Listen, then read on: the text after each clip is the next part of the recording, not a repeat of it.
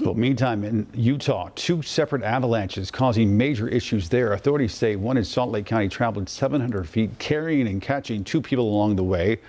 One was killed, the other able to escape. And then less than a half hour later, a search and rescue team responded to reports of a second avalanche.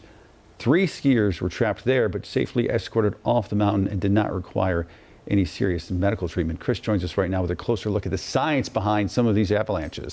Might as well. You probably woke up this morning and was like, wow, I don't know enough about avalanches. And that's why I'm here for you. This is also the advantage of WCNC Plus. We have more time to explain all the above. So first off, they're most common here in the Northern Hemisphere, and we're focusing here on North America, really from December until April, so AKA the coldest months that we have here. Now, humans trigger 90% of avalanche disasters. I thought that was a really interesting stat because oftentimes the way that these happen is, say you can have a lot of hard, compact snow that's been there. You can get a light, fluffy snow, a bunch of it, because sometimes it can snow up to feet on feet of snow. Well, oftentimes it just takes maybe a skier, so an individual hiking, that could just be that one little pin that allows it all to drop down. We're up to about 40 deaths happen in North America each year from avalanches. We already just mentioned one there. And most are climbers, skiers, and snowmobilers that actually account for this 90%. An avalanche trifecta. How does it all happen? Well, it's usually the terrain, the snowpack,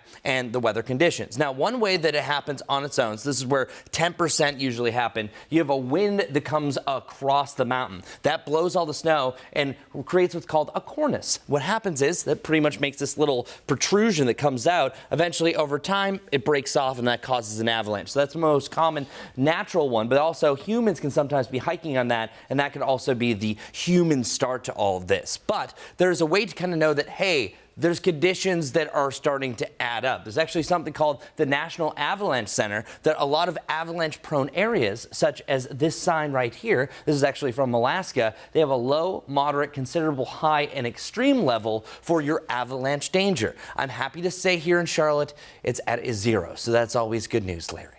No avalanches coming up. That is good news.